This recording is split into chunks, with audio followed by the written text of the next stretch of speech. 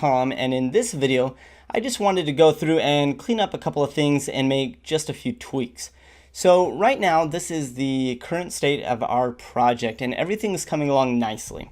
Now what I want to do is toggle between the final version and what we currently have and look at some possible differences here. So going over to the landing page, we can see we have a lot more font or margin between the font and this text down here versus what we have here. So that's probably something we can investigate.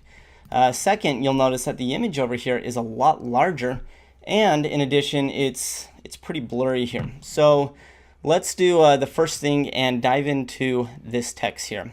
So one thing we can do is actually inspect the element and find out what's going on here.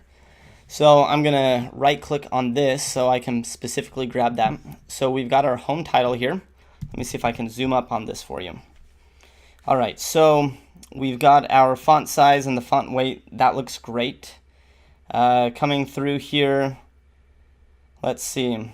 We've got our margin before and after, the banner, the body, and check out the line height here. Now usually when we work with a line height, we work in single numbers like 1.25 or 1 or 2. Rem units is for font sizes. So it looks like that we might have something incorrect here.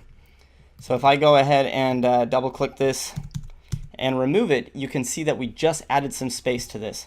So let's think about where this is coming from. So this says that it's actually coming from the body. So where did we set the body? That was in the base. We set our standards, right?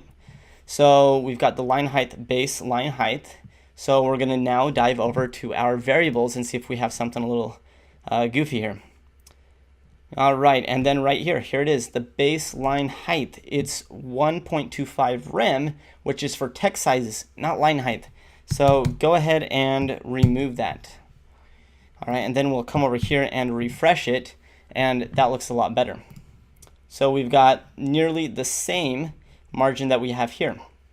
Now moving over here to the right, we can see that the image that we have right here is really big, and it's totally blown up and really fuzzy looking. All right, and what happened here is I believe I was using a smaller image, and then I used a width control and blew it up a little bit larger than what it was supposed to be, and therefore we lost some of the quality. So what I've done here is we've got the smaller image here, but we know that it needs to be bigger, and I don't want to make it bigger by adding a width and going over 100%.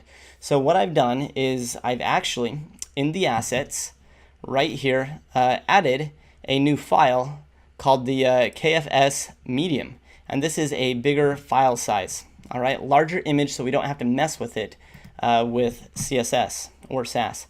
So come down here, we're in our index, we're going to come all the way down here to the banner container, and then right in here we've got this image, and we're just simply going to adjust the end of this, and we're going to put MD, so it grabs that new file that's been added, and then let's come over here and give this a refresh.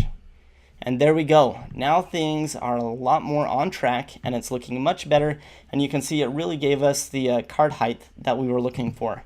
So now if we toggle between the two, everything is looking a lot nicer, and as we dive into the next lessons and play with these buttons, everything else is really going to be put into place.